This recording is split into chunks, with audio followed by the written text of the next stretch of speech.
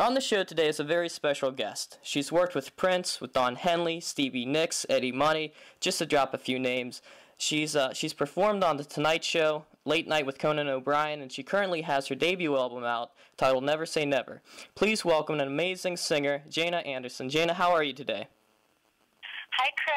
I'm doing great. How are you? I'm wonderful. So I want to start off sort of how you got into music, and what was it about the world of music that intrigued you at such an early age? I read that it was like 3 years old that you did your first performance.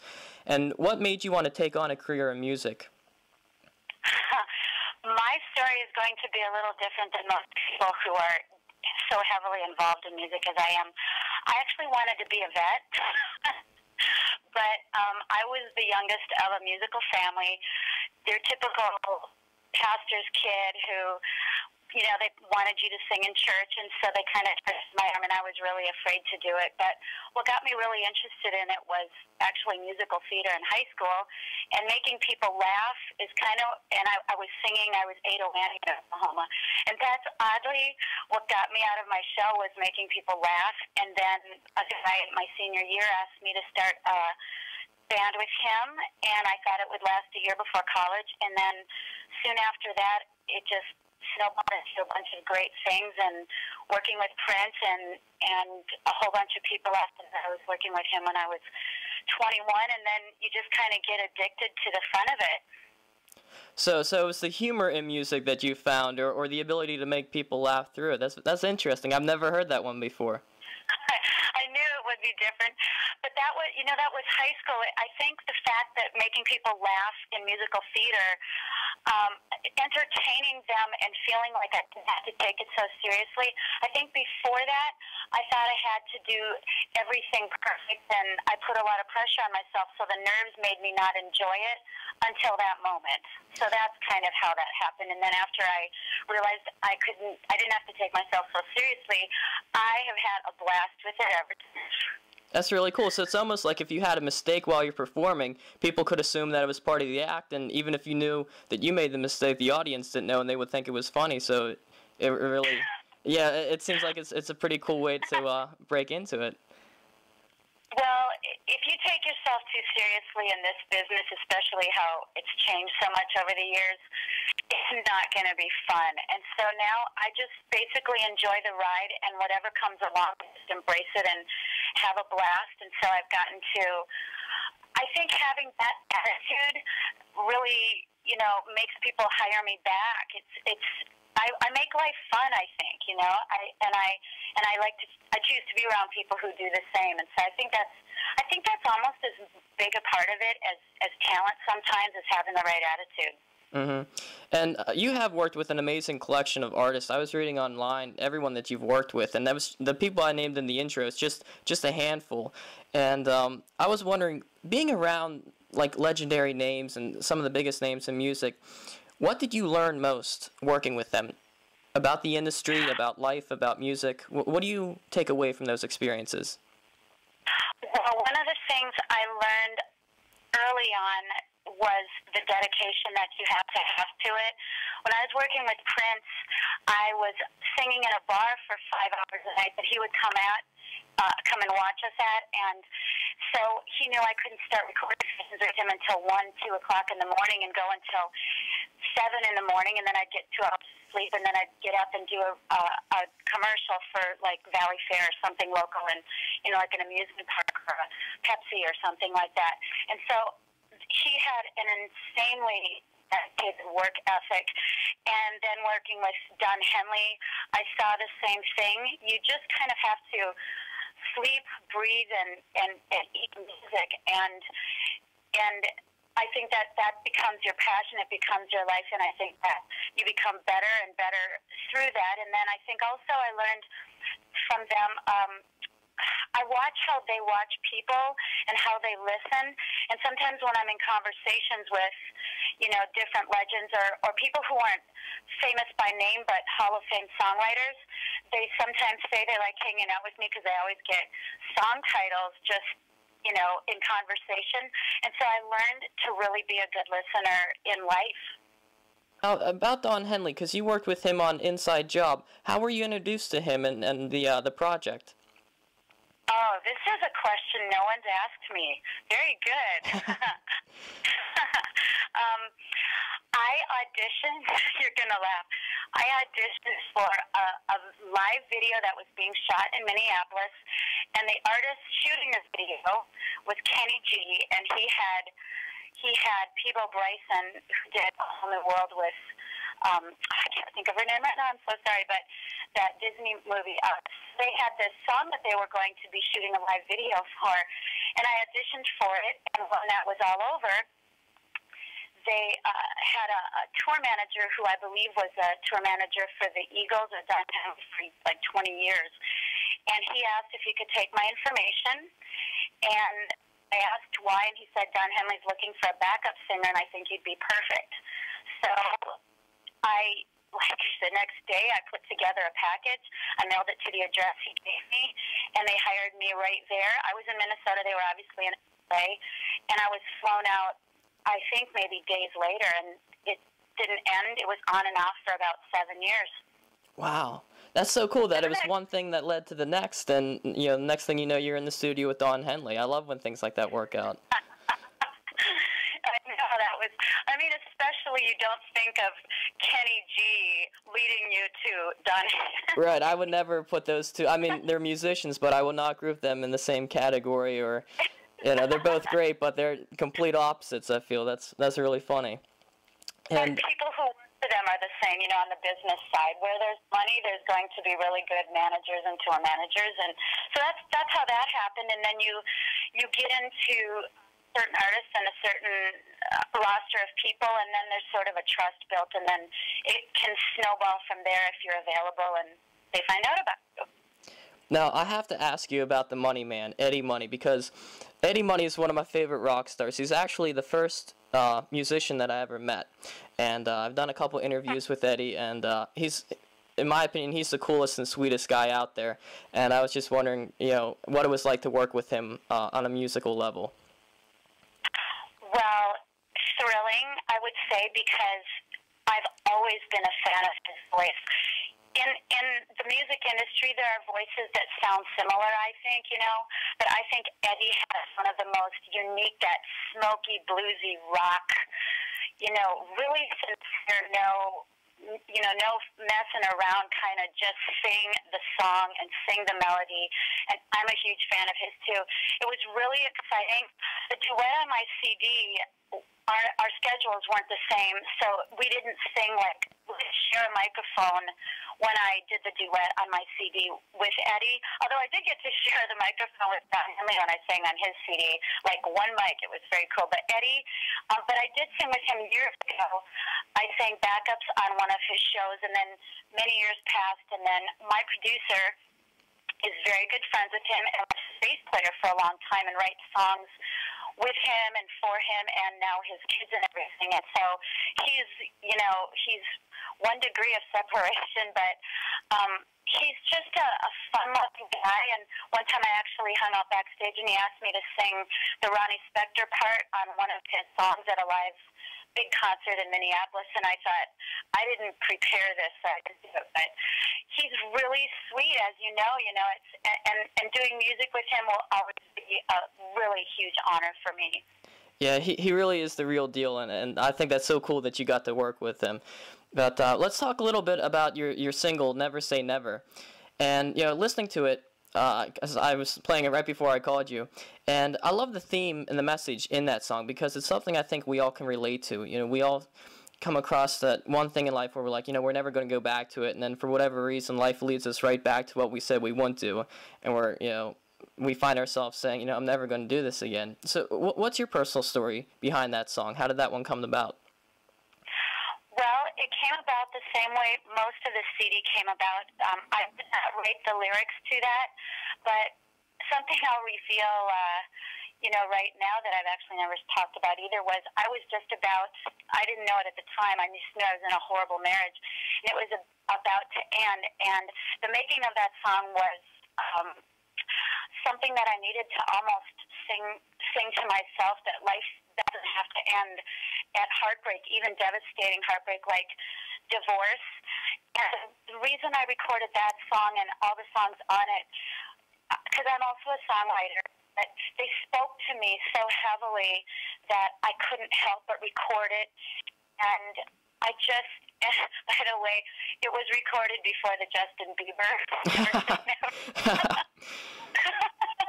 that was recorded before that was ever brought out to the world, because we made this over my touring schedule and whatnot. But yeah, I just believe I'm a really optimistic, hopeful person.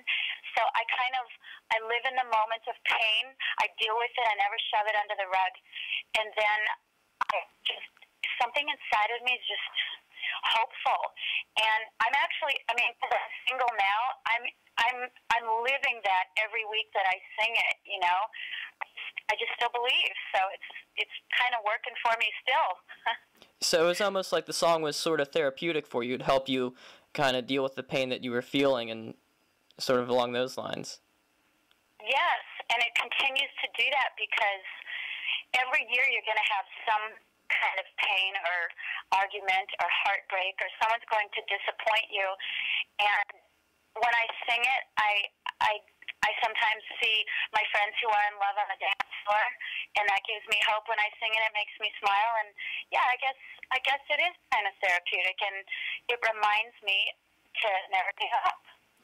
And I was reading on your website that you enjoy photography, and I love when I find out musicians dabble in other areas of art. And I think it's really interesting, because photography is sort of the process of capturing a moment of time, and music is the process of recreating a moment of life.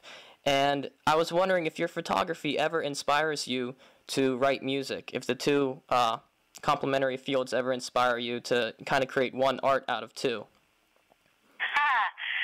And you have good questions. You know, I haven't specifically thought of it that way when I look at the photos I've taken. I think when I'm taking them, I'm so in the moment that, because when you snap the photograph, you can't be anywhere else but in the moment. Whereas when you're singing a song, I'll have to be honest with you, sometimes you can just daydream and go to another place, or you think about this experience in this part of the world, or this dinner, with your family here, or something like that. But when you are taking photographs, you have to be so committed to the moment, or you'll miss it. So I don't think so, but I'm kind of thinking now I should go to my, 70,000 photos and look through them and see if I can steal a song from that idea. Yeah, you never know. They say it's worth 1,000 words, right? Probably get a couple songs out of one. Now, have you published any of your photography or done any shows or anything with them? I have not done any shows. I'm not that accomplished. I don't have any training in photography, but I actually have never had a voice lesson or a dance lesson either, and that's still, worked for me on TV shows and whatnot. But I actually, something that I'm really proud of is that I just was I would call it the documenting photographer of a movie, an independent movie that's being made here in Minneapolis. And so I captured a lot of really great moments of the making of, not just the actors in the scenes, but also behind the scenes. So that's yet to be released, and I think that the director is still editing it, and it will be out probably in 2013. My last question for you is about the future of music. And, music is an art. It's just like writing. It's like photography. It's like painting. And I don't know, it seems like the music industry is sort of losing its voice, its artistic voice, and especially through my generation, I feel like we've lost the voice that the Eagles had, and even Eddie Money and everyone back in the 70s and 80s and even 90s. And I was wondering, do you think we'll ever regain that voice, or do you think that voice is still alive and it's just kind of hidden and has to be renewed? I think some of the music show contests, like American Idol and The Voice, if you watch the people that the America is choosing to make famous, it's not the cookie cutter look and sound that when I was 20, record companies who had 100% of the control who their opinions thought should be famous based on age, based on how thin you are, how beautiful you are, all of that. And I think that it can regain its voice because I think America is sort of speaking up and choosing people who aren't cookie-cutter, model, beautiful-looking people. And so I stay hopeful that it can, regain its voice. It's something where more than the voice, I believe that it's more difficult to make a living at it. That's more of my concern than the sound of music, is that I think a lot of people have to take day jobs and do other things because there's so much music stealing. One person can buy a song on iTunes and you can copy it and email it to 500 of people in your email address book. And so because people can't make a living, I think we have lost a lot of people who would have become legends just because they want to have families. And if people aren't paying for music, those people just become they just have another occupation. So that I've thought a lot about that. That's kind of how I feel about that. Did I answer your question? Yeah. It's almost like the musician can't devote their life to music because they have to be preoccupied with just having an income. And even like you said with Don Henley and Prince, that they live, breathe, and dedicate their entire life to music. And the new artists today can't do that because they're trying to put food on the table, unfortunately. That's right. Before, those people like Don Henley and Prince used to have record companies, and they would give them advances from hundreds of thousands to millions. So they could. I've even had a record deal a long time ago, like a dance. Not a lot of people have that, especially now, and I probably shouldn't get that out because I'm doing country music and that's what I'm promoting. But a long time ago I did that, and I even had a large advance, which meant I didn't have to be a waitress somewhere or whatever you want to, whatever occupation, because they gave me money to live on. They put me up in an apartment. They paid for my rental car, and I could record with top producers in the country, and Prince had me on retainer, so I wouldn't say no to coming into the studio in the middle of the night. There was a way at one point to make a living because the record companies had enough money from people having to buy the actual CD for $12.99 or $16.99 or whatever it was. And what people don't realize is they're missing out on the Aerosmiths or the Eagles of the future because a lot of those people just give up because they don't see a future. I mean, in order to make a CD, which sometimes takes months to years, you have to have a way to eat and a roof over your head, which there used to be that there isn't anymore. So yeah. I've been really blessed that I've been able to.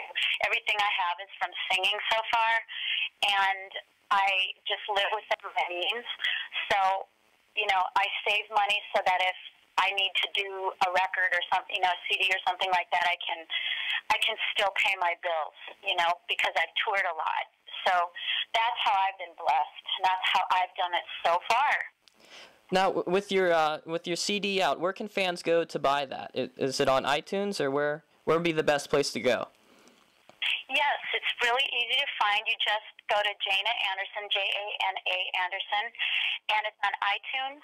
The title of the CD is Never Say Never, and it's also on CD Baby. And there's also a music video called from the song One Way Road, and that's on YouTube. So if you go Jana Anderson, One Way Road, YouTube, or something like that.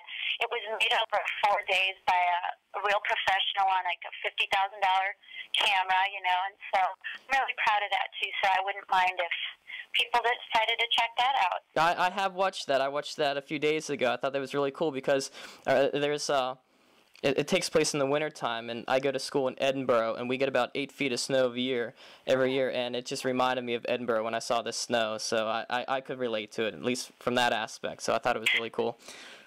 That day was I think it was below zero, and we shot that over, do you have time, like another 30 seconds? Or sure. Should I? No, okay. You're fine. Okay.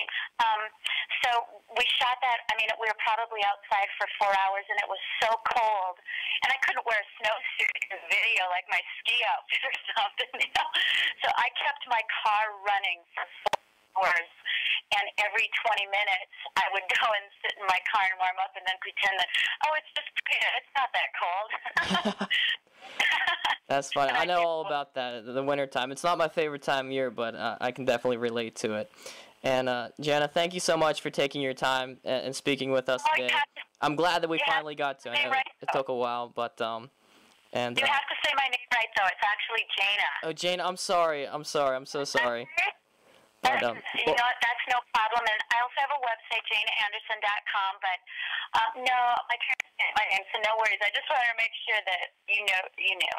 Okay, thank you. I apologize. I do. I'm sorry. No problem. Well, Chris, you're really good at asking questions. You ask me things no one's ever asked me. You're just awesome. Thank you. I appreciate that. And have a Merry Christmas and a Happy New Year. Merry Christmas and Happy New Year to you, too. And I'll look forward to you telling me when I can listen. All right, awesome. I'll shoot you an email as soon as it's up. Beautiful. All right. Thank you. Have a wonderful day. You too.